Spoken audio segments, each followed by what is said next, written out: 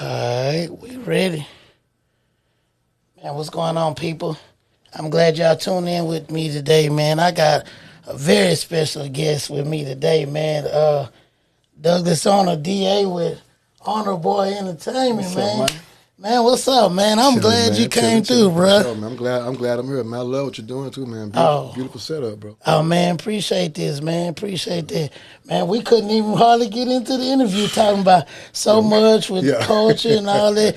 All coming up young, man, I always heard DA, DA, DA.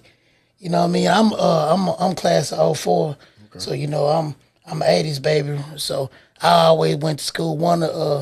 Everybody, man, had the gold grills. Everybody DA gold grills. I was like, man, who is this guy? So man, you always been around.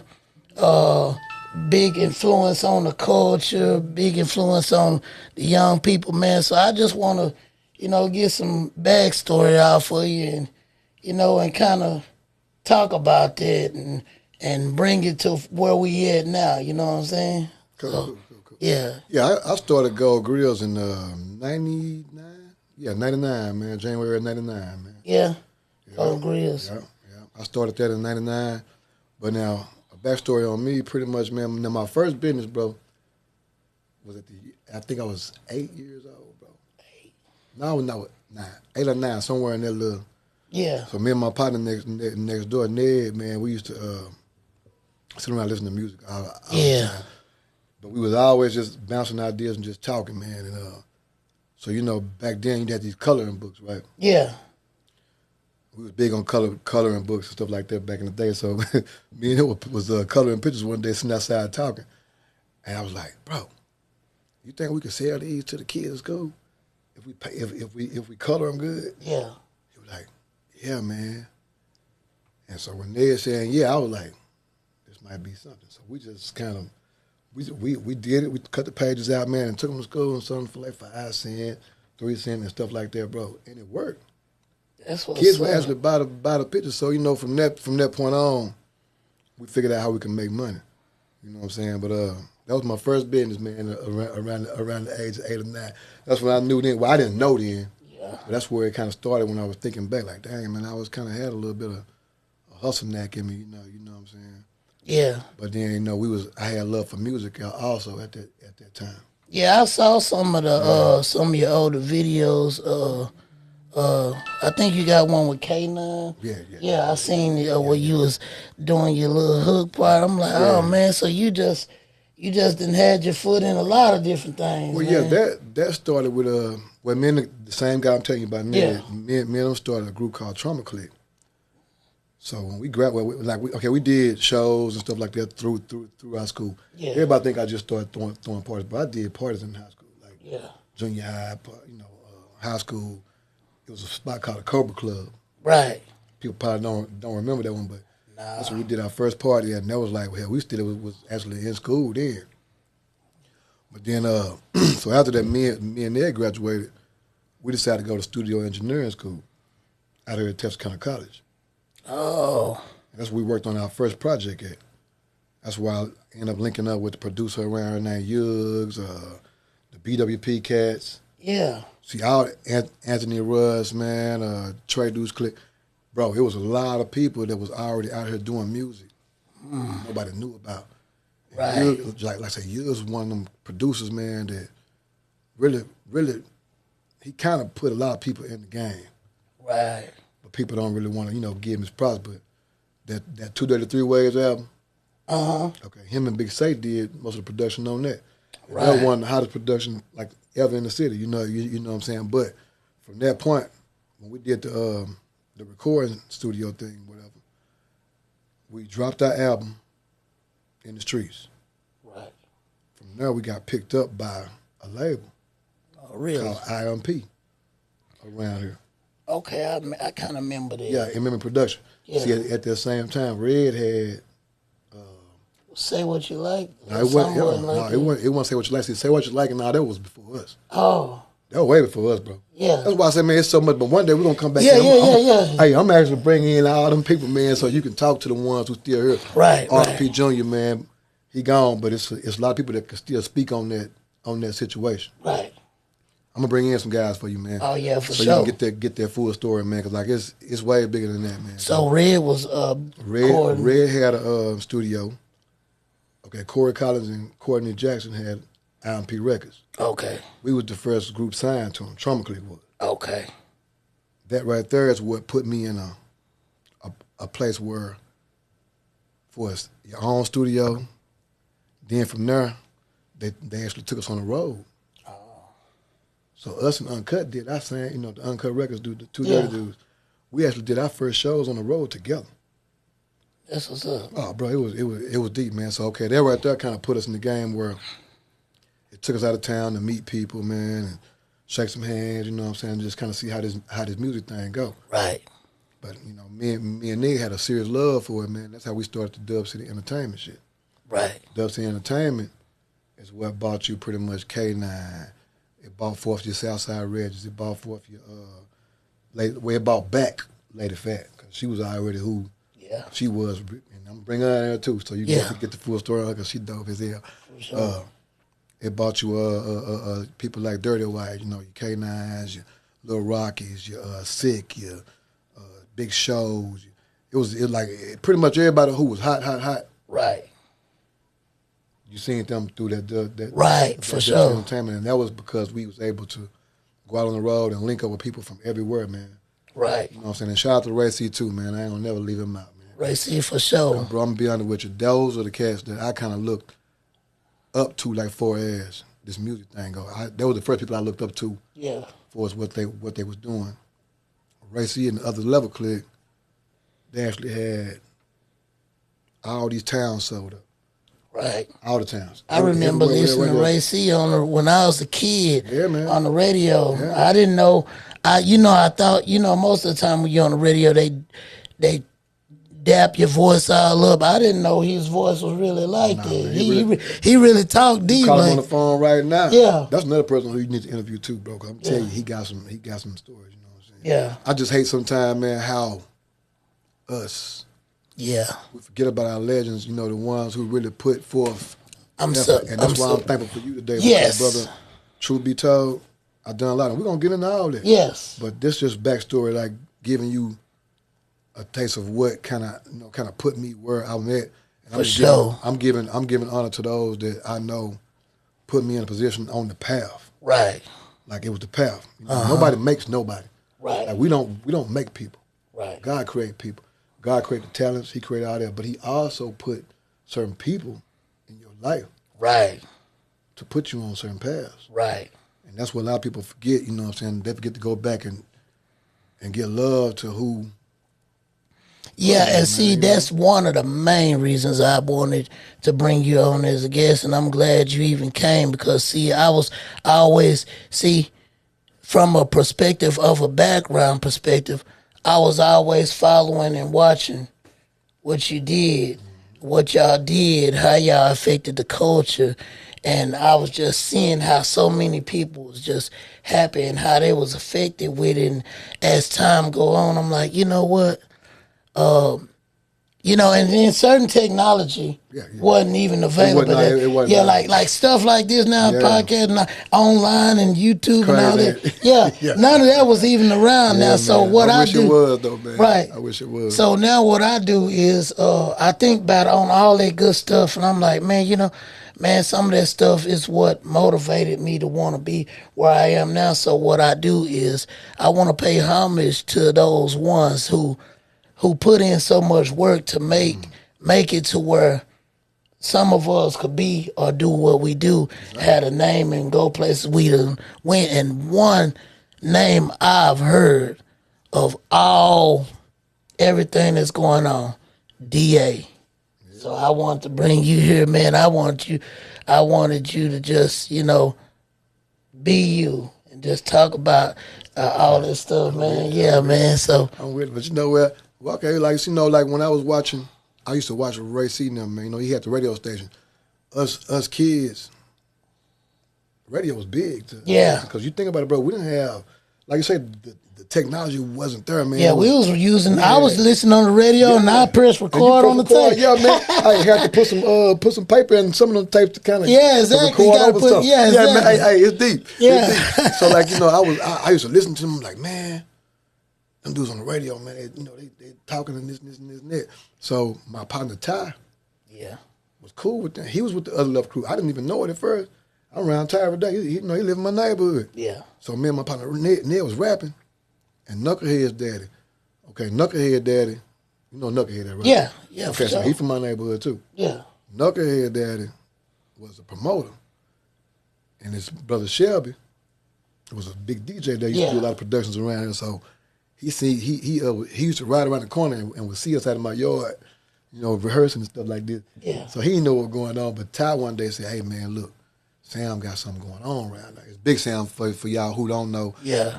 Little Sam, Knucklehead, is a junior of Big Sam. Yes, sir. So Big Sam was like, he said Big Sam said he wanna check us out because he be seeing us. Yeah. But we didn't know how to write we didn't know how to write 16s. Oh, we could just rap. Uh-huh. He said, look, this is how you write 16. Our partner Ty told us this. So we wrote our little rap down and put our song together good, you know what I'm saying? Went around there and did it for him. And man, y'all got something. So from there, he started putting a little bread behind us and taking us to all these different studios. Bro, Texarkana had some major productions going on, man, and nobody know about, man. And I'm not gonna speak on these people's stories. I'm gonna go grab the people and bring them to you so so these people can get y'all the real. Man, from what I seen, like I say, like Damon Ellis, he was part of one of them. But we used to go to these people's houses, man. They had setups just like you got in here. And they was recording real albums in these houses, man, and going to do shows, man. So it kind of took me in there to another level, like, man, we're gonna be something big, man, this and that. Cause we really love music, bro. Music always has been everything. Right. So from there, Sam put us on talent shows. We was killing it. And Ty told me, he said, hey, bro, tomorrow y'all ride down to the radio station with me. I'm gonna introduce y'all to some people. And I was like, all right. So I'm thinking to myself, I get to meet Ray C, the deep voice dude. Yeah. You know what I'm saying? This, that. We get down there. That's where my guy Yuz that I was telling you about the did the recording for us, right? Uh-huh. He was in there under a coat sleep in the studio part. I'm like, yeah. He wasn't woke yet. Right. There was another cat in there named Killer Kale. Bro, I tell you, one of the coldest gems, man. I'm talking about the Texarkana ever owned, bro. Killer Keys, man. Right. Well, Killer Cat, we call him Killer Keys. Yeah. This cat, bro, was phenomenal, bro. So he heard us rap. He was like, wait. He hit these buttons, man. Started pulling up all these beats and started just playing beats. So one of them stuck out to us. This is where we got our first beat from. Yeah. So we started recording. All of a sudden, Yuz wake up. He like, man, them my little homies, man. Yeah. It was crazy, bro, because it was like, it was a magical moment for me because I'm like, I get to meet Ray C. I get to meet, all these different producers. Right. He put that song together for us, bro. That song took off. What? Ray C started playing on the radio. Took us somewhere. Man.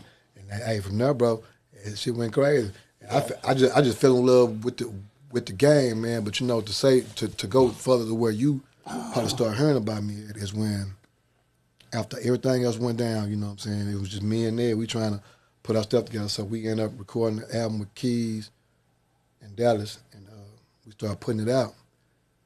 But everything that everybody did for me, I seen that there was other talented people out here that nobody was doing that for me. Like it's a lot more. We're gonna do that on some other stuff. I still got here. Yeah, I know. But man. it's like I started doing the same thing for other people. And see, that's the one thing that I like about you over the time that I've watched, man, because it's just like you said. It's like I see you doing so much for so many other people and making it where they can have some and they can go on with a career and building something for them. You know what I'm saying? So like I really, that's really honorable right there, man. Yeah, I mean, like I said, man, that's what the world. I feel like that's what God created us for, man. The world. Like, you know what I'm saying? He put people in position to do his work, bro. Right. You know? Right. And so that's always kind of been my thing. Like, if I see a little brother struggling over there with something that I know people need to hear, I'm gonna put him in position. I ain't never put nobody on no paperwork, on no nothing, bro, because that wasn't the object of the game. It wasn't for me to run you or to rule you. It was always about, let's put this out here, because that's what people did for me. You know what I'm saying? I can say, you know, when people scream that saying blessed and highly favored, man, bro, it's a truth with that, man. Right. Cause I can say I'm truly that, man. But I'm not gonna use them blessings wrong because I'm afraid to lose too. Cause I done seen a lot of people get those blessings, bro, and they use them wrong, and they end up on their ass, like, you know, just assed out, bro, like just and for some reason they can't figure out why. But I can tell them. You know what I'm saying? Yeah, you know what? I sit there and watch them, bro. Like, exactly. Yeah, you did wrong with it, man. Exactly. And then that's one of the points I always be bringing out too. Like, you know, you have to really be truthful about what's really going on. Like, sometimes people be acting like, oh man, life just being hard on me. No. You sometimes, a lot of times, people plant seeds way back. Amen. You see what I'm saying? And then one thing I done learned about planting evil seeds, it's gonna grow during the time when you at your best. It's gonna come back. You know what I'm saying? And a lot of times when you done grew something, when you done planted something, you forget. They call it karma though. Right. They give these fancy names. Yeah. But truthfully, like you said, bro, the garden, man. Yeah. Plant your garden, man. You plant them seeds. Yeah. Them trees grow. They gonna bear that fruit of what you planted, bro. And I can say that I'm a advocate of that too. Right. Because I planted some bad seeds. We all, I yeah, planted even some me. bad seeds. You know, Yeah. people know, if you know me in this city, you know the things I did. You know where I was at one point in my life. But I'm not gonna ever glorify my past, bro, because that's somewhere I never want to go again. I never want to bring back in my life. But at the same time, I know about them seeds because I planted some bad seeds with my blessings.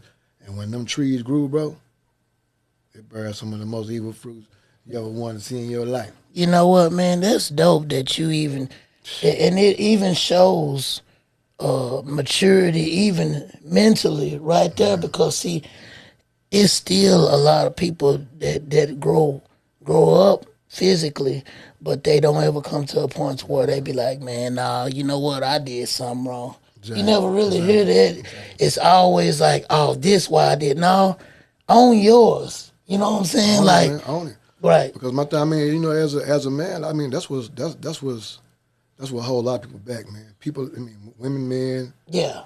It holds us all back when you can't be accountable for your actions. Right. I'm telling you, man, when you're accountable for your actions, or just being yourself, like really be you. Okay, if evil is what you want to be evil. Yeah. Be that. See, that's where the conflict come in at.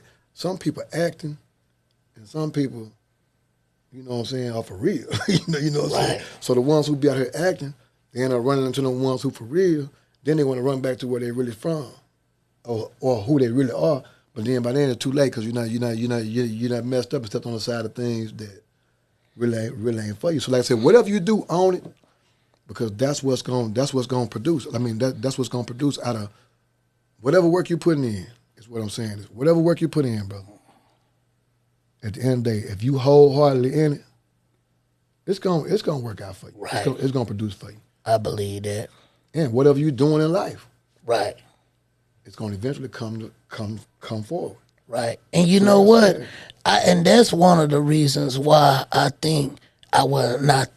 know when we start our life or whatever we gonna do in life, God have this like trial period for us, because, and this is what I mean by that, because some people starting off doing it wrong, and when you wholeheartedly, even through the rough, you still gonna push.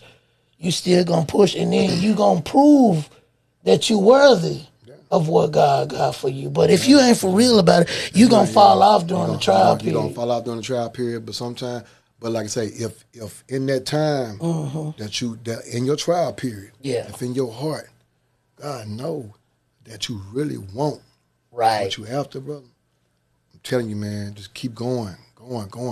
It's gonna come. Like, you ever heard a saying say, the best way to get through a storm is to go through it. Yeah. Instead of running from it. Right. If you run from the storm, it's still like wherever you going, that's where the storm is. It's going in that direction too. But if you run in it, you running past it, you're gonna go to the end of it. Right. But people don't see it like that. That's interesting that you say that though, because even that is so true. I drive trucks, right? So sometimes I come to a point where the storm is bad. And you know what? I be thinking like, no, I ain't gonna go through it. But then I'm gonna be in even worse, sitting there. You know what I'm saying? And it's like, okay, if you go on through the storm, it's gonna be rough. But it's moved. What you gotta realize about a storm, and bringing it to the point I'm making, what you gotta realize about a storm is, remember, the storm moving too. It's moving too. So if you, exactly. The storm is coming towards you. So if you go through the storm, it's going to storm for a little while, but it's going to be over quick. It's going to be an end to it. Yeah. But you run that but way, if you go that way, it's still coming. You going where the storm goes. Exactly. So see, like that's why I say, and see, I did that in life too, bro. So I felt a lot of things in my little 46 years, man. Yeah. Like a lot of things, man. And you know, and thank God that you know, I had a church background too, man. I grew up in Park Avenue Baptist Church, man. So most of my time as a kid was spent in my neighborhood, at my church. Yeah. In my neighborhood, at my church. I never spent a lot of time, a lot of places, besides those two places. Right. So, you know, they say you're a product of your environment. Right. So I always had God the whole time. You know, thank God for my mother and my father. I had God the whole time. But I also had the neighborhood. Yeah. I ain't grew up in the ghetto or the gutter. I didn't. I grew up in a place where when I walk home, you know, coming home from school, man, I smell them onions in that gravy, and I would smell the food cooking from the women, cooking for them husbands that's out working. You know what I'm saying? Okay, but also in my neighborhood, you had, you know, you got everything in your neighborhood. So my neighborhood consisted of beauty shops. Let's see, 1, 2, 3, 4. There were 4 beauticians in my neighborhood that I know. That I went to their houses. Now, one lady, she had one over her off Texas Boulevard. Yeah. Miss Dorothy King, but she ended up bringing hers back and built it into her house. Right. But it was 4, Miss Brewster, Miss Holmes, my auntie, and Miss Dorothy. They had beauty things in their house. So they was actually doing it. Yeah. So okay, I seen that. I had Missy Dawson. If I'm forgetting one, forgive me, but it was 4 pastors in my neighborhood. Oh yeah. Reverend Brewster, Reverend Yarber, Reverend Stuckey, and Reverend Dawson. Now, these folk, the preachers, these is good guys. These is great guys. Like, these is preachers. Right. So they was in my neighborhood. Okay. My mother started her daycare from the house. You know what I'm saying? Yeah. And she 40 years strong. Shout to my mama. First entrepreneur I ever knew in my life. You know what I'm saying? But she started her daycare there. Okay, then you had a lady down the street had a daycare in the neighborhood. And these was jumping daycares. Like, my mom been keeping like 15. She used to keep 15 kids at one time. I remember this, and I never seen her get grouchy. I never seen her have a bad day. None of that.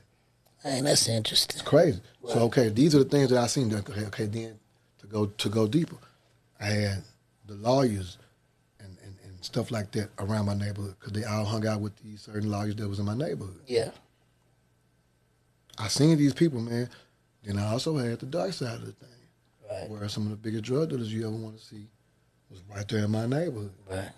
Right there, bro. Like, I seen it all. So it was like, I seen every aspect of the game growing up. But then I also would be over at that church house seeing people praise God, you know, hearing testimonies, hearing beautiful voices, different talents on these keys and these drums. I seen that, you know what I'm saying? So I was a little mixing pot, you know what I'm saying? But so I was a product of my environment. Right. And now that I'm who I am now, I see that okay, that's a truth, man. Being a product of your environment is something real, man. Right. And see, I kind of seen it, even given that background right there, I kind of see, that's kind of same thing with me.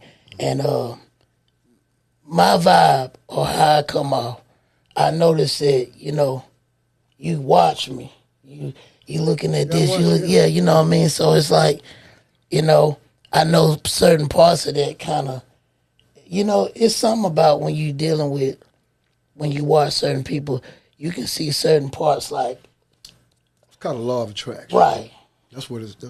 yeah, You attract what you are, bro. And that's what a lot of things that I want people to understand too, man.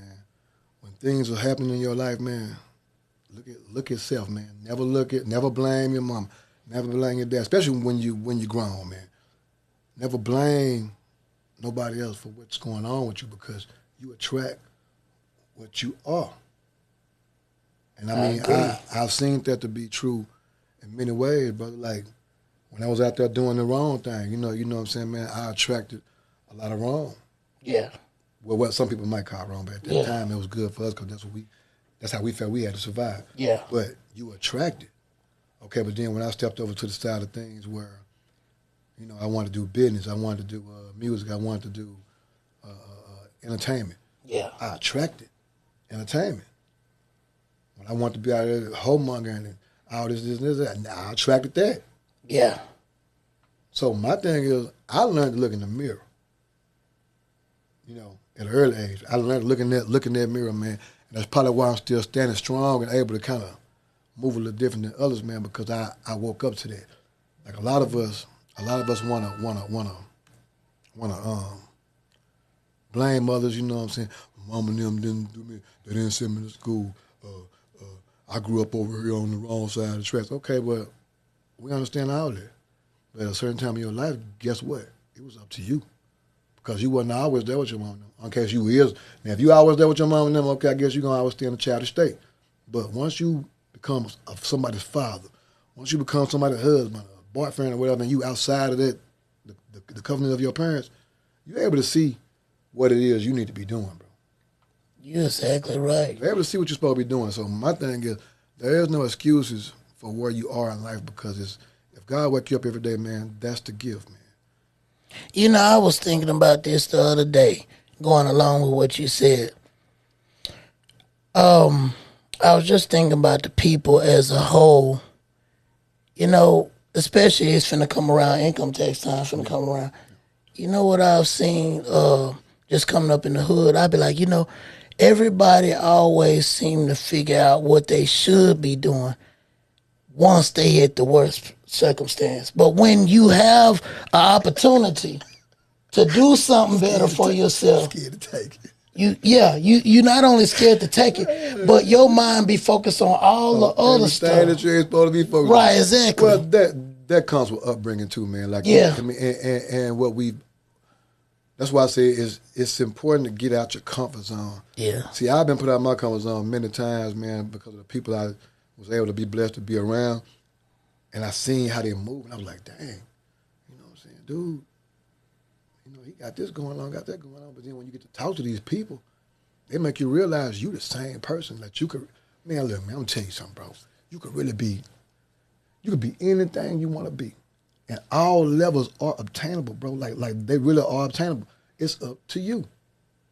It's up to you to get out from around the low vibrational people so that you can go see something different. It's up to you to pick up that book and say, I'm gonna read about finance. It's up to you to say, all right, I ain't smoking no more, I ain't drinking no more because it made me crazy. It's up to you, bro. When I got around people, man, that made me uncomfortable with their living, and I'm not saying for as scared of them or nothing, but it's just like when I'm around a person that's talking politics or financial, economic, I ain't know nothing about that because I'm always around somebody talking about bitches and nose and smoking and drinking. You know what I'm saying? Right, That's right, all we right. do. You know what I'm saying? So once I got around people that talk real estate, they talking, like I say, economics, they talking finances, they talking credit, they talk. Bro, I didn't hear that in my environment. My environment. My environment was my parents now, like I said, they didn't talk about it, but now I grew up good. Like my parents went to work. What I learned from mine, work, take care of what's yours. Everything outside of here don't matter. So I learned that part from them. A great thing to take care of what's yours. But for as when I got into that promotional world, bro, I met some cats, man, that had 20, 30 houses at the age of 20-something. I met cats that had that was part ownership in businesses that they never spoke of. So it showed me that real money it's not loud. You're right. It's not loud.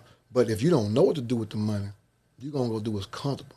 See, that's what's a lot like wrong with a lot of us, and that's why we're not growing, because we're so used to what we used to. Yeah. We always run to what we used to instead of running to something unfamiliar. In the upbringing, like you just said, you exactly right. Because I'm going to tell you something, man. I used to walk around with a camera, doing my beats, doing all this, and it took, man, for me to really look at it from a different level, man. I was invited down to the Big Easy for the open mic night. And like, you know, I had my partner Pat Stuckey. He was doing security out there. I knew, shout out to Pat. That's my brother. That's my brother. Pat too, man. Yeah. Hell of a drama too. Yeah. Man. That's my guy. I come in there and I see this light skinned dude that he patting me down, and so I'm coming. He just letting me in. Red, I'm talking about Red. Shout out to Red. Shout out to Red, man. Red been around a long time doing this thing. This what happened. Red used to tell me his backstory, and you know, and he basically showed me like, look, take your camera, do this, buy you a photo thing, set up over here, just take pictures. I'm gonna just let you do it. And from that point on, like, I never thought to do that. You know what I'm saying? So it's like being in another environment around people that want to see you grow. It's like when he did that, he made me think like, oh, I really could do something with this. You know what I'm saying? And so I just was never around nobody, you know what I'm saying, that just simply tell you something so simple. So what you saying, you absolutely right. Everything really be right there. It be right it's there. Just you gotta accept it. Right. You gotta be accept. You know what I'm saying? Accepting of it. A product of our environment is the fact that we haven't come up in situations where, and it's ignorance. You know what I'm saying? Like it's ignorance. And people don't know. Ignorance means that you just don't know. You just don't know. And the thing about it ain't your fault that you don't know. 'Cause right. Everybody don't know everything. We don't know everything. Nobody knows everything. Right. But be willing to learn something new, man. And like I said, with you taking that initiative to say, okay, I'm gonna go around and see what Red talking about.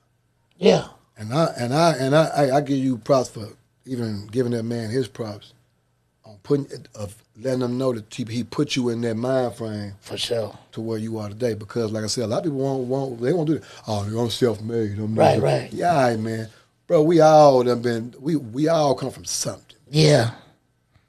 And that's why a lot of our people are forgot about, or they're able to be attacked by the powers that be, because once we get to where we at, we don't think about them no more. Exactly. So even with me doing the podcast and stuff, that's more of what I focused on. I'm like, you know, it's educating the people. Because, see, really, some of y'all experiencing stuff and you seen stuff, but you don't even know how it happened. And what I've learned is some of this stuff, it ain't hard as you thought it was. You thought it was. Bro, just like I was telling you earlier about this situation you in now. Starting a business. Okay, ignorance. Let's go back to ignorance. Yeah. Ignorance is not knowing, pretty much. You know? Right, yeah. Just kind of right. You know. So, when I first heard about I want to start a business, the first thing I thought about, I got to have a building. I got to have this. I got to have that. Not knowing nothing. Not knowing that I started a business when I was 8 years old. Yeah, exactly. We had an idea. We marketed it to the crowd that we wanted, and we made money selling them pictures that I was telling you about. Right. Okay, that was a business. Right. And never knew that the whole time because nobody ever told you that. Okay, my thing is, a lot of us are afraid to take a step or to learn what it takes to do what we want to do. Man, talk about that, man. For real, they like that's the key, man. Learn about what you want to do. If it's something that you want to do, research it, man. It's not as hard as you think it is to start a business, man. Right. I got down to like 4 businesses now, bro, and been running for years. You know what I'm saying, and been doing my thing for like that long, bro. And people never knew that, man. Right. And it's just because I researched. Yeah. I got ownership in certain things. Right. People might not even know I got ownership in. See, it's like competition. People always want to speak competition. He compete. You don't know who you competing with. You don't know really if you paying the person that you competing with. Right. Because you don't know what a person owns. You don't know who a person done help. And it go back to what you were saying a while ago. When I worked on all these jobs, I'm asking the owners, man, how you do this? What you make here? What it take to do this? I worked at Domino's Pizza probably about like 8 years. I used to talk to the owner all the time, white dude. And I'm going to tell you something. He had all these Domino's, and he'll wear New Balance shorts. He blend in. Real money ain't loud, bro. You just said that. Real money ain't loud, man. I've been around a lot of it. Right here in Texarkana, man, there's some multimillionaires around here, man. I ain't talking about no drug dealing. These are some real cats that's out here getting this money, and you would never know they got that money. Like I say, people so quick to talk down on this and that, but the whole time you never know if you paying that person. Man, look, bro, I'm gonna show you something that's crazy. Like that I see all the time. I like around here, we so ignorant to a lot of things. At one time, okay, like I do entertainment. Yeah. Okay, but what people don't know is some of the venues, you know, that they done dealt with throughout the years. I might have had part of ownership in the venues. But they'll be competing with me on what I'm doing on the side the whole time. You paying me. Wow. Because you renting out my, you know what I'm saying? Yeah. Or that certain DJ that you was dealing with. That certain producer that you was dealing with. Them certain cameraman that you deal with. Them certain, people that you deal with. Yeah. Bro, whole time, bro, get what? I might have bought the equipment. Right. I might be getting a percentage of that too. See, that's what I'm saying. People like we so ignorant to that, man. Like real money ain't loud, bro. And that's what I learned, man. Boy, that's a bar there. In this game, man, I'm telling you, it's not loud. Real money ain't loud. It's not like no, it ain't about flossing and telling people who you are, what you do, this and that. Let the work speak, man. And you know what? Let the work speak, man. Man, people that really make money for real, they don't even want to be seen. No, they don't be seen. Cause guess what? It take away from the grind, bro. Right. When you so engulfed in trying to make a person see who you are, you're taking away from what you're supposed to be doing, bro. You know, when you so engulfed in telling people, okay, like your business right now. Right.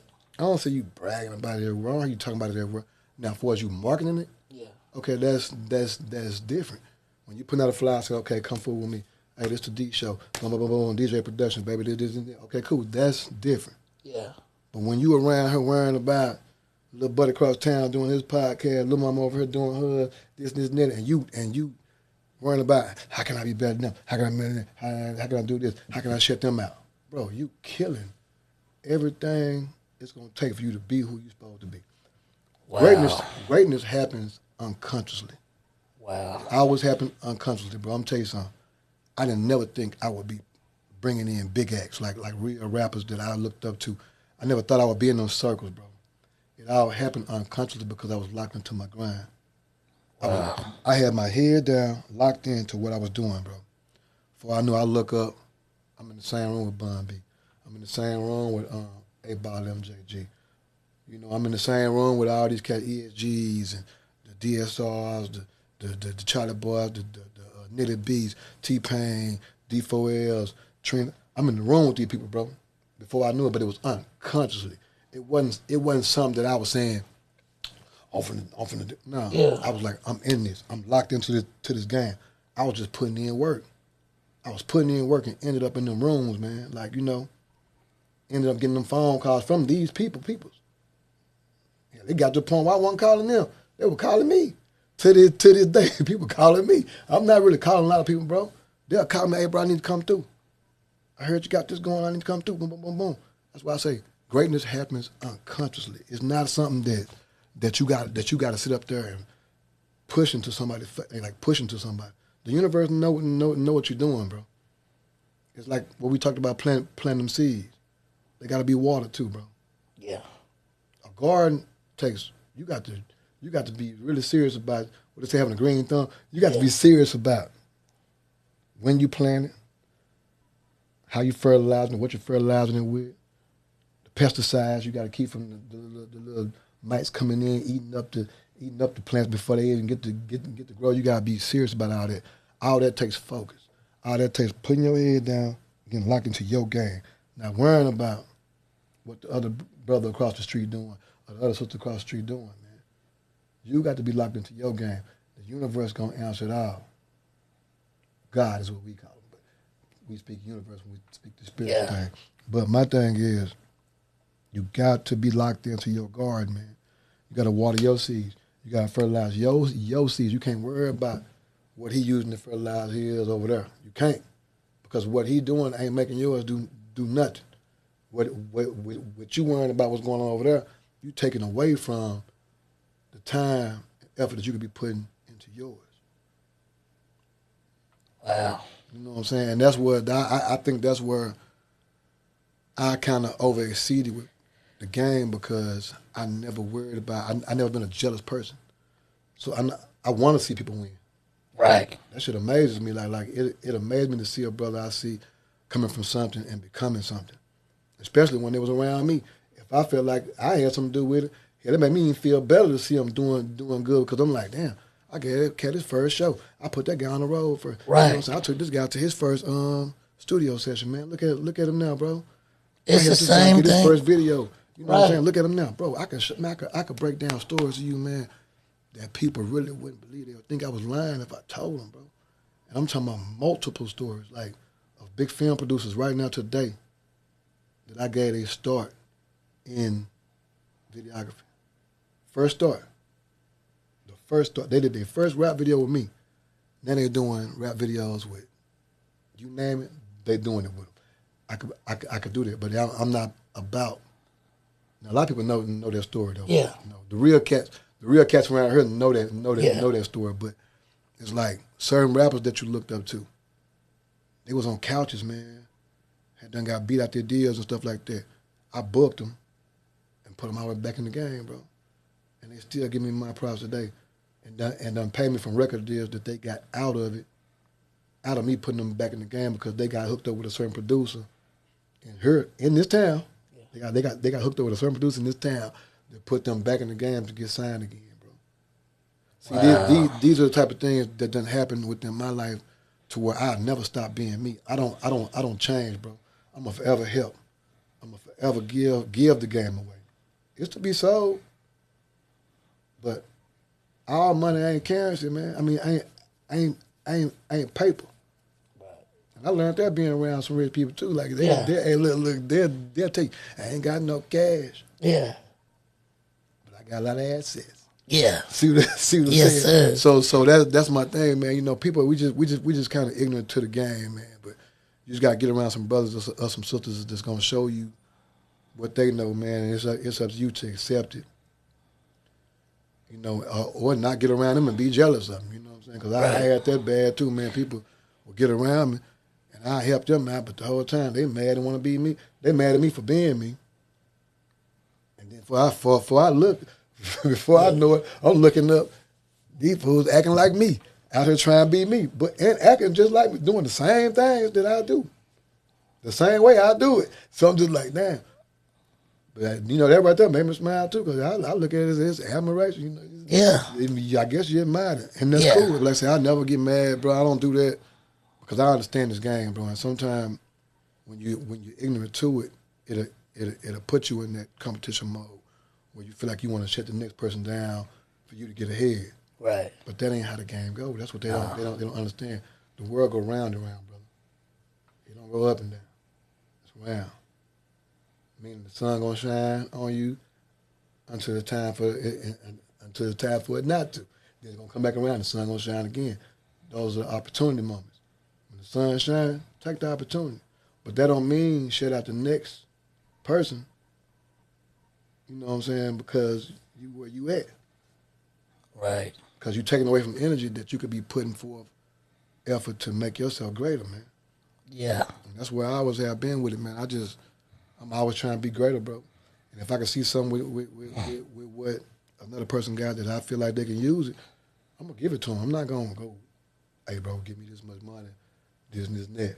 I ain't doing that. Especially if it's a brother that I feel like part of my tribe. You know? Yeah, not only that, even with that, giving it to them like you said, shoot, that's priceless. It's priceless, bro. You can't even buy that. That's eternal life, man. Right. Whether people see that or not. Because regardless if you speak of me when I'm gone, you're going to always think of me when you push a button, when you say a rhyme, when you walk out on the stage, you're going to always say, man, that bro would have never, you know what I'm saying, this, and that. So, yeah, I got assets, man, you know, in the game of life, man. I'm real rich in the game of life, man. Man, You know what I'm saying? that's what's up, man. Billionaire status in the game of life, man. Oh man, you ain't. I Hey, you dropping? I ain't got millions of dollars, but Yeah. I got billions in assets, baby. Man, you dropping so much, man. I appreciate all that, man. Man, it's just you got an amazing story, man. Let's fast forward to now. I know you doing the soul sessions and Soul stuff now. sessions, yeah. So, Well, that kind of come from when I was dealing with all the little cats with the rap and all that. I linked up with a cat named Rico, man, and we started doing this show called Baller Bash. yeah, And it turned into something big, you know what I'm saying? We brought a lot of people out, put a lot of people on with that. You know what I'm saying? We even branched out to where we had the BET reaching out to us dang, to recruit acts for 106 in Park, bro. wow, Proof in that pudding too. People seen it with their own eyes, you know what I'm saying? So it ain't nothing I'm just, you know what I'm saying, just throwing out there. But okay, that right there showed me about putting things together and the consistency of holding it together. You know what I'm saying? So after that thing failed, because I had a business partner. yeah, That was Rico. This one, when I went offshore, well, it kind of stemmed from me going to the Big Easy when they had the shed down there. yeah, right? yeah. Okay, I my used little to be partner down Red, there. yeah, my little partner Third.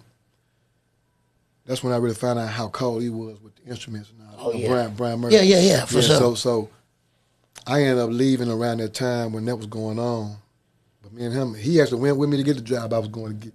We went to the Guitar Center and all. I said, man, when I get back, bro, we're gonna be this, this neck, cause the money gonna be good. Yeah. He was like, all right, bro. So I ended up going offshore working. Yeah. You know what I'm saying? And he had things going on. He kept the shed and stuff like that going. So when I was out there, bro, I was out there like 4 years. So within that 3.5 years, I started hearing about, in that three and a half marker, I started hearing about potential layoff because of the government. Right. I was like, damn. So I started just kind of praying on it, you know what I'm saying? Prayer do work, man. Yeah. Prayer works. I started praying on it, bro, and something just kept coming to my head like, it's time for something greater. It's time for something greater. Yeah. At this time, my pops and my Uncle Mike, they were talking about starting the bar up, getting the bar going, this and this. So they had been working on it for like a year or so before they got it up. And that was the old Big Easy. That was that spot. I already was the walls was seasoned in there and everything. Yeah, yeah. So within that 3.5 marker, man, I was out there and I started having these visions, bro. You know how they're going to raise boom boom, like when raise boom boom room. When they were sleeping. Yeah, when they were doing that, bro. That is real, bro. It's real. Wow. You can see things. You could see things like that. So all I kept thinking about was my partner Third. I said, Third code with them instruments. He can put a band together. We can do this with the bar. You know what I'm saying? This. I just kept seeing it in my head.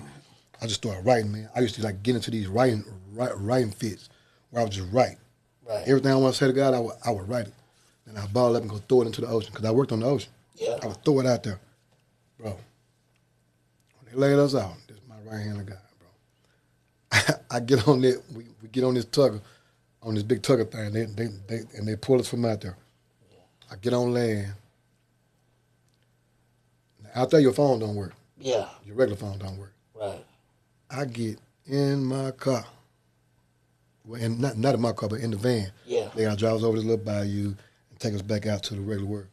Bro, my phone rang. It's Holly Grove. Did you Holly Grove? He called me and said, bro, you at home? I'm like, nah, I'm still at work. Don't nobody know if I'm at home or not at home because I'll be gone for 21 days. Yeah. So he just called me out the blue. Yeah. He said, hey, bro, my birthday coming up, this, and that. And I'm finna start this DJ thing, this, and that. Yeah. So I said, all right, little bro. I said, hey, look, check it out. We finna open this bar. So I'm gonna need you to help me do that. I'm gonna need you to help me DJ over there too, man. I got you, bro. So whenever you get home, call me. So I got you, cool. So we talked a little while longer about other stuff he had been doing, and all that. And boom, boom, boom. Bro. We was about an hour and something into our drive. Phone rung again. My little partner third. He say, all right, bro, quit bullshit, man. When you come home this time, bro, this and that. I said, shit, bro, I'm finna be home for good. He said, for real, bro? I said, yeah. They just called me out the blue now. This shit happened. Wow. So, and I'm gonna give you a backstory on that to how I know it was something in that. It was something great in that and how the world worked. So I said, well, all right, look, when I get back, I gotta get some things straightened out, this and this. But I need you to get a band together and a few singers and let's talk. Because I got a vision that I wanna do. Yeah. I wanna call it and everything. Yeah. He was like, all right, cool, bro. Boom. Got off the phone with him. Whole time riding, I'm just thinking now, bro. I'm feeling real good about everything inside because I kind of got some affirmation that I got two pieces in place. Right. Do you know I met those two dudes together at the same time? When I first met them, Arnold and Third, they're both church musicians. Yeah. Both of them were church musicians. So they used to hang out real tough because they went to Mount Grove. Both of them were in Mount Grove together. They was drummers and keyboard players and shit. Yeah. I was getting ready to go promote Baller Bash one night.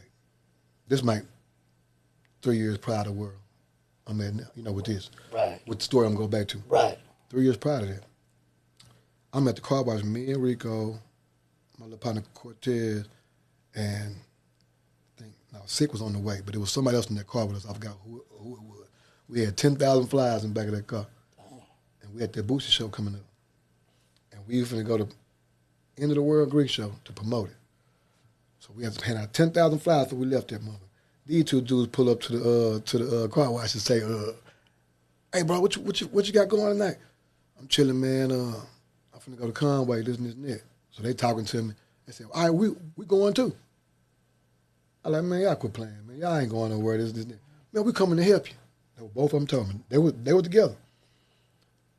They said, all right, give us about a couple hours, bro, and we'll be down there. I like, all right. So I ain't thinking nothing else about it. It's like I said, unconsciously. This is how this thing go. I'm out there putting in work, doing what I do. I get a phone call. Bro, where you at? I said, I'm on the strip. We is too. We down here by this bowling alley. I said, well, I'm like about 4 buildings down from there, but I'm finna walk that way. Walking to both of them, bro. Wow. They come back down there, bro, and got them flyers, bro. And we stomped down out there. We had flyers everywhere. It was so many flyers of ours on the ground out through there. So we just handed them out. Everybody walking to, we just handed out flyers. They went on one and I went on that end, and we did it. So at the end of the night, we all kicked it, and we talked. But that's crazy how I met them two together.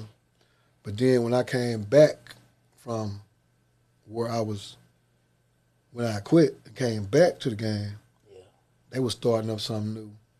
And I was able to get in with them, to kind of.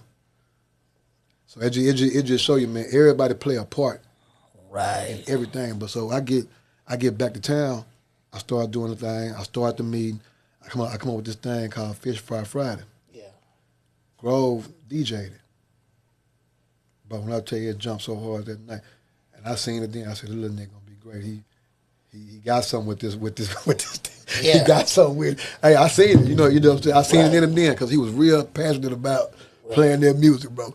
But that come from him. I believe that come from him being a musician too, bro. Right. Like he feel it different than probably the next person do. Right. So that next week, I had a meeting with Third. He got Aaron, Shane. Yeah, Aaron, Shane, and him. That's what it was. We had bass, keys, and drums. They came, you know what I'm saying? Yeah. And we had the meeting. So we had Tangy in there, Epiphany, April, Tim. Them right there. Yeah. These all locals now. Yeah. And my own girl Kitty. These all locals. So I'm talking to them, telling them, like, look, y'all, we're going to start this thing. It ain't going to be the shed. It's called Soul Session. There's going to be something that, I know what music did for me. Yeah. When I was in depression states. Oh, definitely. Depression states. When I was in these state of mind, I know what music did for me. And I knew everybody he brought in there had something special about him because he that type of dude. Yeah. Third know how to pick. Man, shout out to Third, man. Third, man, he a cold individual, bro. He a cold individual, bro. Yeah. So this dude, he bring forth, you know what I'm saying, the band or whatever. I knew both of them little, they were PKs, all them PKs playing the measurement. So I said, this gonna be dope. So they actually let me hear what they had. We played around. I told them, hey man, this ain't gonna stop, bro. This gonna be something that we gonna do big. This not gonna be a fling, Yeah. I don't know how serious they took me, but we see now, 8 years later, it's still rolling. That's what's up, man. I done booked like over 60 or 70 singers, you know what I'm saying, different singers. Wow. I think this next show I do should be 60. Wow. 60 soul sessions from that date. But I started with them, bro. And like I said, when you're young, man, things happen. Yeah. And people don't see things the way they're supposed to see it. Right. And if the communication of things tend to break apart. Yeah. But my ambition for this show, my vision for this show, wasn't just about one or two people. It was about the art. For sure. Around that time, the band called itself Gonna Quit on Me. Casey Harvey had came in there for Trey, the dude named Trey, Leo. Yeah. Played the bass. That's my boy. Shout out to Leo, Trey. He came there to pick up Hollygrove's drums that he left in there. Yeah. Because he had put his drums in there, so he can put his equipment in the car. He left his drums. So he come pick him up, and I'm talking to him like, man, sound man ain't showed up yet. This ain't going on, the band tripping. I said, where Casey at? He was like, he up the road somewhere, so I can call him. I said, I need sound man. Hey man, you was talking to the right one. He got a whole truckload. Look, bro. Hey. Bro, this nigga said, okay, by this time, I'm asking about him, right? Right. He walk in. I said, bro, I'm telling you, right hand of God, this how this should be happening. Yeah. That's why I know what's supposed to be for you is for you. Right. You can't nobody take that from you. Can't nobody do. You just can't. I can't make all this up, bro. Right, and right. These cats are vouch for what I'm telling Right. you. Leo talking to him. Cats come walking in, bro. I said, hey, bro, I'm gonna need some sound, man. You know what I'm saying? This, and that. He was like, all right. Leo got a trailer outside. Right. He was taking the drums to the Exactly. trailer. He said, what you gonna need? I said, well, shit, I'm gonna need this, and that. Boom. He got it all. He said, all right, then give us about 20 minutes, we'll be back. They want to put what they had to go do whatever they had to do, because they was headed somewhere. Yeah. And they came back and set that thing up, man, so fast. Boom. Okay. That show went through. But it was a lot of turmoil because everybody was mad about some stuff. Yeah. So ended up the band kind of broke up. The Third went to jail. Yeah. I needed somebody to play keys. Yeah. I ran into Greg. I went to a show, the Big Gary threw.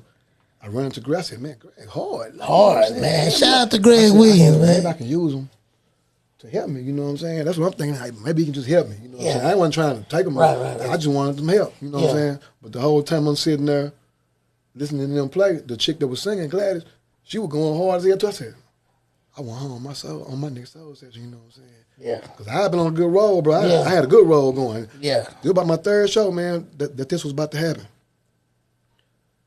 Greg and Shane was roommates. So I didn't know that. Yeah. Greg go home picking with Shane, talking about something like, man, dang, man, y'all can't do this, dude. Or something. He was like, what? I ain't been more say it there, but he was playing, you know what I'm saying? Yeah. Shane told the band what went on. So they thinking that I'm trying to replace them, which that wasn't what it was. I was replacing Third at the time because he was locked up. He told me, go grab some keys. Yeah. Third was over all the music, anything that went on music, Third handled it. Yeah. I was spending money and promoting. Yeah. All right, so they got mad at me because it was just poor communication, bro. Yeah. Poor communication. So this time, so Gladys said she'd rather sing with Greg and Casey and them and Leo.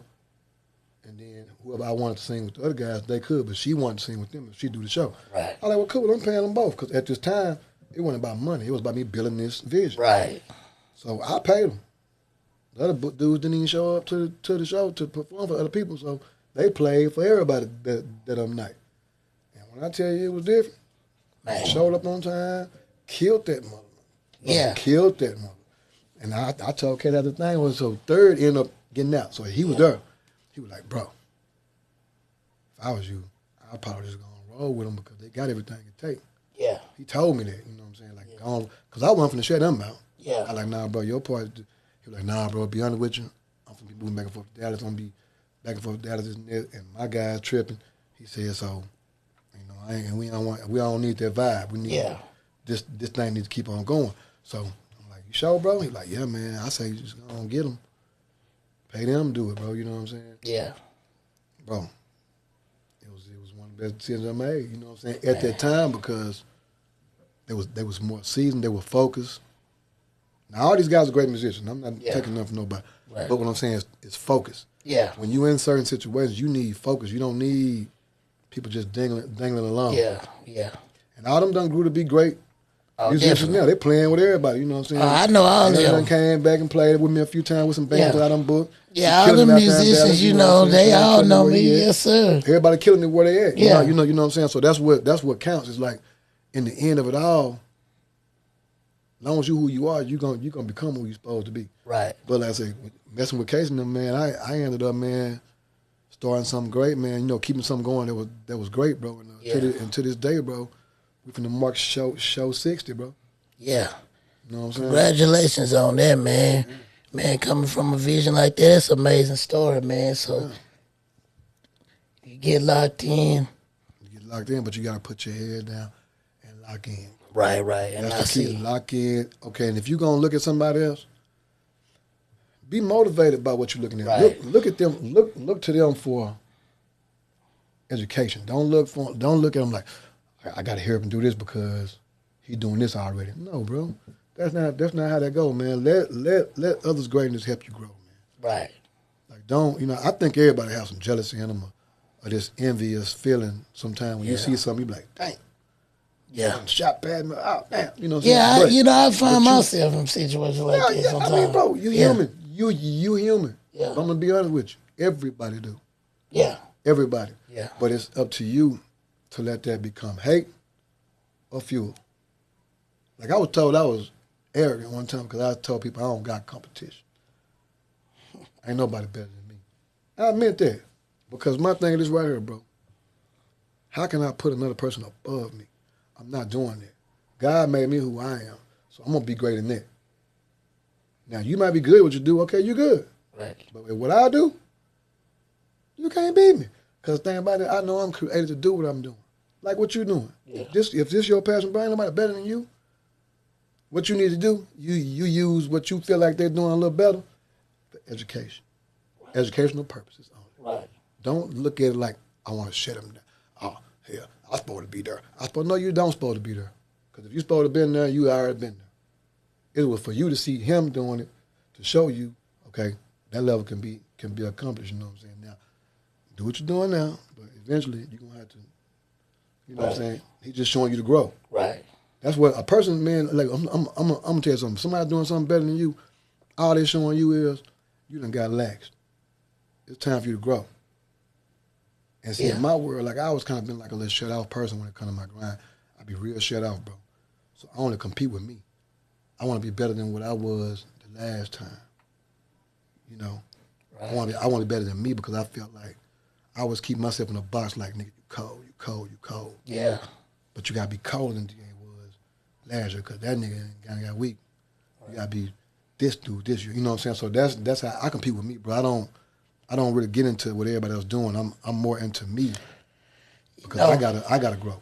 That's crazy you say that. You know, me and my wife opened up the Sheeta's Kitchen, and she actually helped me really come to a point of doing this because what it was, I was always preparing, buying stuff, doing this, doing that, and one day she came home and she was like, because I was telling her how to, something we need to do in the business to try to do this, do that. She was like, you be talking about all this stuff. She said, you got keyboards and all this music. You got all this stuff around the house just sitting around. She was like, why you ain't going to do something with it? And Sometimes I take that. a light went off and I was like, you know what? You doing it. We helped put this together. Why ain't I doing it? Why ain't I doing it? Yeah. So a light went off and you know what, man? Everything just fell in place just like you said. Because when I said, Lord, give me a studio building. Show it to me. And this dude out of nowhere, he was like, hey, I got one. See that? Boom. Because it's everything right. So from this point on, you know who, from which your help come from. Right. You ain't got to worry about what the next person doing. Right. Because what's for you is for you, and it's gonna happen just like that, bro. It's not gonna happen because you out there trying to do something because this person doing something, or you trying to tell somebody don't go over there because this bro. Nah, bro. Right. That ain't how it go. Exactly. But it took your wife. See, that was the vessel, because he knew couldn't nobody else tell you that but her. Because now you in there feeling like as a man, your wife, you don't want your wife to tell you that you ain't doing something right. Or that you you acting weak. You know what I'm saying? Yeah. Damn, you buying out. You know what I'm saying? Yeah. In my head, it would have been like this. Yeah. This is how I would have heard. Yeah, that's how I heard. Damn, you buying all this stuff, acting like you're going to be this, acting like you. That's what I would have heard in my head. And she probably wouldn't even say it like that. But I would have went back in my room like, I'm looking like a little failure. No, it really took that for like real, a little failure, man. Like, because I'm thinking of her like she going out here every day grinding on her own business, and with Rashida's Kitchen, she literally doing it like with no side job, nothing, full fledged. Getting it. And I'm like, so if you can do it, why haven't I tried? So when she said that to me, I was like, you know what? I'm finna put everything, all my knowledge, everything that God ever put in my mind, my intelligence to do, and I'm finna put it together. Here I am. Here you are, bro. You know what I'm saying? And like I said, bro, look, this reminds me of them studios I used to walk in, bro, with cats that I know, like, them came from the ground up and became great. I done seen this happen. Yeah. I done seen this happen. Like, just when you walk, I'm walking into something and see you investing in yourself, bro. Right. I did. You investing in yourself. And the thing about it is, take it like that, bro. Lock in, man. Yeah. Put your head down, bro. Lock in. Don't put your blockers on. You don't see what nobody else doing. If you do, like I said, you going to Drink Champs or something, or you going to listen to $1 Million Worth of Game, just to get some game, like, okay, what they doing? Okay, I see they got the influence on them. Yeah. They got certain influences. Okay, they the lighting and this, yeah. Go look at that, but don't go saying, see, okay, like when I was doing them albums back in the day, when I was dropping them compilations with Dirty and all them, bro, you know what album I was trying to compete with? What? And not even what you call compete, but just what I was mimicking, what I wanted to be. I wanted mine to sound like or be great like The Chronic, bro. Right. See, back then it was soundtracks. It was The Chronic, and it was nothing I would listen to and be like, I want my shit to hit like this. Yeah. It was Above the Rim. Oh. Minister Society. Yeah. Boys in the Hood. These soundtracks were the soundtracks I was listening to when I was doing my compilations. Because I was like, I don't want it to come on where you're gonna skip 2 or 3 songs to get to this certain song. Yeah. I want it to be, everybody gotta be hard. Right. Everything gotta be hard. So every producer I was dealt with when it came to me doing my compilations, I spoke to them in that vibration, like, hey, we gotta be greater than this. We gotta be greater. You know what I'm saying? We gotta be greater, just like these. Because if we don't, it ain't gonna be worth nothing. Because I was listening to everybody else's music. Yeah. But I'm like, I be skipping through a lot of songs. Yeah. But when I put that Chronic in, I put that Above the Rim in, I'm letting this mug play. You know what I'm saying? I'm letting it play. So I was like, this what I want. So that's what I used from that. Right. I wasn't going out there trying to be like Drake. Right. None of that. I just wanted something great. I used that as motivational purposes to be great at what I was putting together. So like I said, if you do go look at another person around here doing something, don't look at them in an envious heart. And also let God lead you to that, just like he led you to everything else. Right. See, my thing, everything I told you on these stories, bro, these things was brought to me. I didn't go looking for none of this. Man, this so beautiful, man. Because let me tell you something. When I was sitting at the house one day and I said, God, I don't know who's supposed to come, who I'm supposed to be in touch with, but I said, you do it. And see, you being here saying what you're saying, it's only it's confirmation with what I already had said. Yeah. So it already showed me that, look, he with me. Straight up, He bro. with me. He already done paved the way. I don't know what to do. He gonna do it. Bro, if it wasn't, it should have been in boxes. Right. See what I'm saying? Right. That's what you gotta look at, bro. It was out the box, plugged up, got some light going, got a little electric going through it, and you putting in the work. You know what? It's happening, bro. Before you came here, man, I was sitting in my studio and I said, you know what? You want to know what happened? I was a correction officer down here, downtown. I did it for 7 years. I was a correction officer. You know what happened, man? I was making decent money. Man, I was on a probationary period and I used to work graveyard and I overslept one day. And when I came in, that next day they fired me.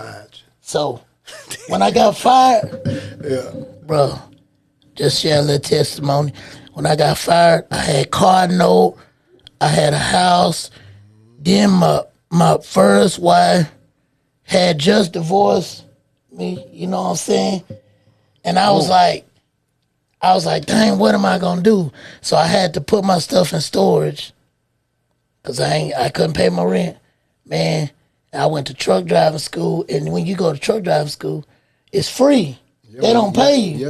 When you on when you trying to get your life, when you trying to get, and look, I had never been in a situation like that, so I never even filed for unemployment. I was going. I paid for that too. You know that, right? I know. I didn't know. Me. Yeah. When I got laid off, I into it. Yeah. I didn't even know this, so I was doing it all the hard way, and to fast forward to all that, I ended up getting my CDL and all that, and slowly things began to come back together. I had messed my credit all up, and I said that to say this. I was in here before you came, and I said to myself, I said, you know, God, if I had never got fired that day, you'd still been down there in turmoil. I would have never had this. You'd have been down there with all the stuff that's supposed to be happening, going through your head, through your body, but never having the mic to go and get it. Right. Boy, I got sent to the house. That's how I end up back in the game on my thing. And to add to that, to when I came back home, see, before I left her, I was the one doing all the ratchet parties, all the shows and everything else. My homegirl Tamika called me. She said, hey, bro. And see, I would talk to her all the time, back and forth. She would hit me and ask me about certain, because at this time she was doing fashion shows, and she was doing a little live stuff too. She would have little mixers that have a live band there every now and then, you know what I'm saying? So she would call me and be like, hey, bro, why I need to do with this? Why I need to do with that? What you think about this? What you think about that?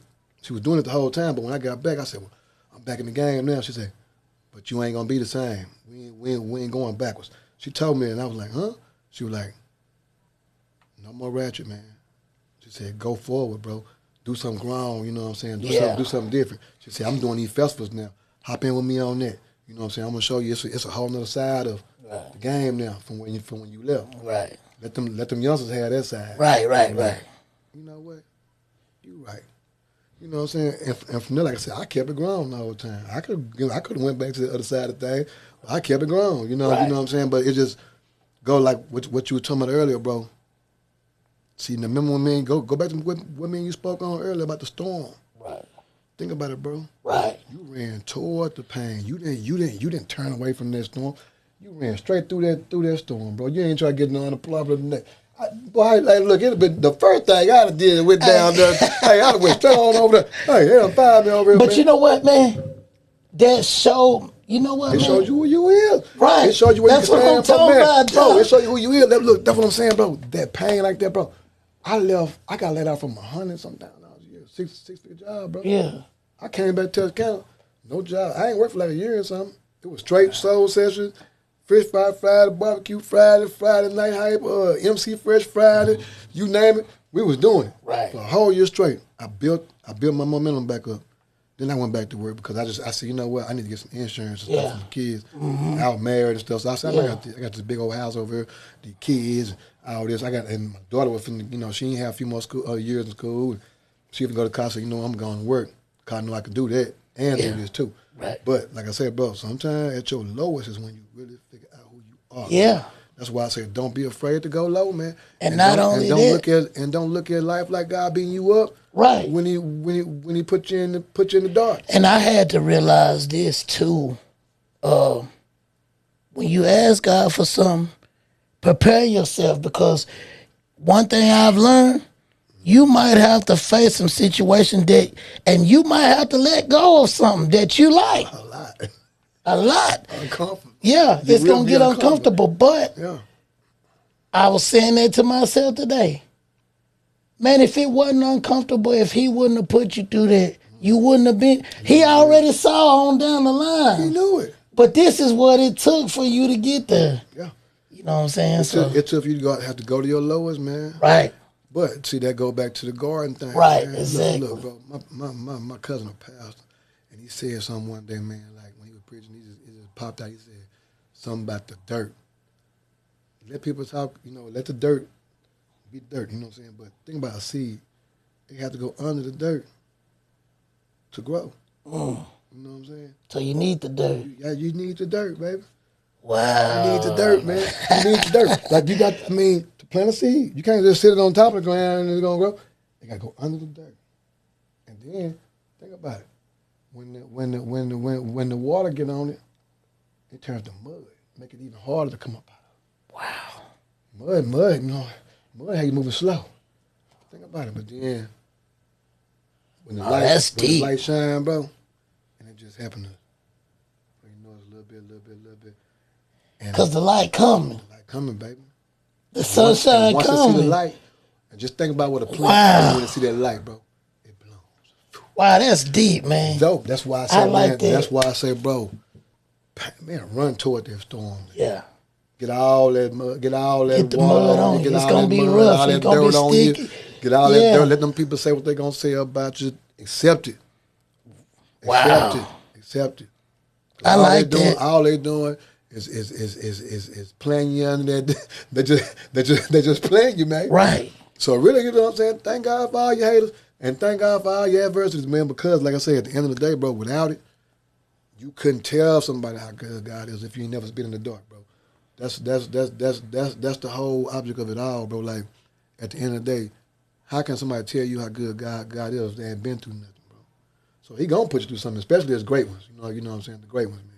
And see that's always been my thing. I knew the people that were placed in my life, I was supposed to help them, bro. I wasn't supposed to gain these certain riches off of them. I was supposed to help them, and that's what I did. Now what they did with it was up to them. It wasn't on me from that point on. Once you walk out the covenant, hey, you know what I'm saying? It's on you out there. But I knew what I was supposed to do. Right. You know what I'm saying? I figured out that out early, man. But now, bro, your story powerful, man. I've been through that. Yes, sir. And see a lot of brothers take that same thing that you going through and be crying like a mother. Yeah, they fired me. They did this and did this. Okay, but what did you do? Right. After the fact. Right. Who was you leaning on? Who was you believing in around that time that you did that? You know what I'm saying? That's true, man. See, I said, boy, when I got fired, I felt normal, man. After I lost that big job, man, I felt normal as hell coming home. Like now, I done lost some small jobs around here and felt weird as hell when I got home. Like, ooh, Lord, what I'm gonna do? Right. I'm not gonna go back to the streets. I'm not doing that. Right. I'm gonna end up in there where I was working at. You know what I'm saying? Mm-hmm. So, but my thing was, just like you say, at the end of the day, bro, when God take you out that comfort zone, man, that's when you really find out who you are. Right. Because if they wouldn't have laid off. If they wouldn't have laid off, I would have been still down there working. Right. I'd have been investing in something. I love to invest. Like, that's my thing. I'll put something into something. I invest in something in a minute. Yes, sir. But as far as me being where I'm at and happy with how I'm moving, man, and being around the things I want to be around, like music and entertainment and stuff like that, man, I wouldn't be. For sure. I wouldn't be, bro. Like, I'm living my best life, man, for us, spiritually And now I'm feeling good about me. You know what I'm saying? Because I feel like I'm kind of where I'm at. I know I got further to go, but I feel like I'm supposed to be doing what I'm doing now. For sure. You know what I'm saying? It's like you. Yeah. Think about it, bro. You back around stuff that you like to deal with. Like, you're a musician. Yeah. As well. You know what I'm saying? So you are a person of the arts. That's what I call it. Yeah. And the arts is pretty much music, your entertainment, your videography, all that got to do with the same thing, bro. Yes, sir. So, we all children of the arts, man. Yes, sir. Yeah, man. I'm glad you went through that, man, and was able to see it. Right. And not let it take you out. Because sometimes, man, nigga fall into depression and won't come out that much. Oh, you right. Now, we wouldn't even had this, man. Now I can't tell my friends I got the best place for them to come do their little interviews and man, all this and put their shows together, man, you know. Yeah, man, for sure. And I tell you what, man, there's been some real gems dropped in this interview, man. We're going to have to get another part two of this, man. We right. Hey, with the stories we got, man. Oh, yeah, man. Bro, I got some stories, man, that'll probably give us 4 series. Yes, sir. Yes, like sir. Like Lad and Boosie, how they got 1,000. Most definitely. Yeah. Something like that. I'm looking to be that just as big. I look on all this stuff and I'm like, oh, so this what they did. This how they did. Okay, boom, boom, boom.